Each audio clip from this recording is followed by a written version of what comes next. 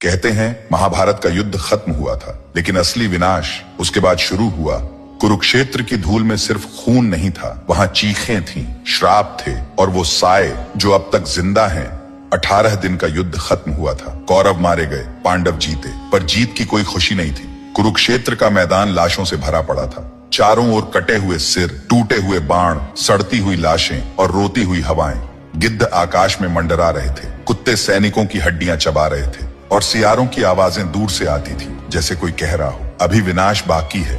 हस्तिनापुर में जब युधिष्ठिर को राजा बनाया गया तो उन्होंने सिर झुकाकर कहा, मैं राजा नहीं बना, मैं तो बस एक लाशों के ढेर का उत्तराधिकारी हूँ। उन्हें रात में नींद नहीं आती थी। हर रात उन्हें अभिमन्यु की चीखें सुनाई देती। द्रौपदी की आंखें हर बार दुशासन के खून से भीगी दिखाई देती।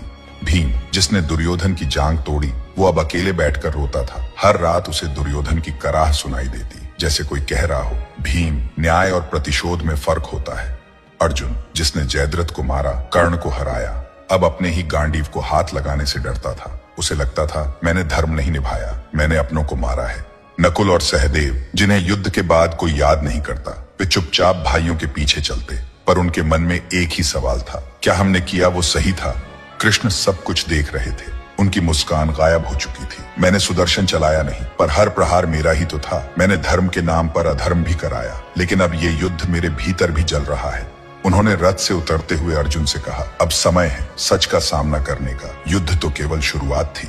धरती की धड़कन रुक गई थी। जिस दिन सूर्य पुत्र कर्ण गिरे थे, वो युद्ध नहीं हारे, वो वक्त से हारे। पर कर्ण की आत्मा अब भी रो रही थी, क्योंकि उसने अंतिम समय में एक श्राप दिया था, जो धर्म का झूठा मुखौटा पहनकर अधर्म करेगा, उसका अंत अपनों के हाथों ही होगा। और यही शाप अब पांडवों की छाया बन चुका था।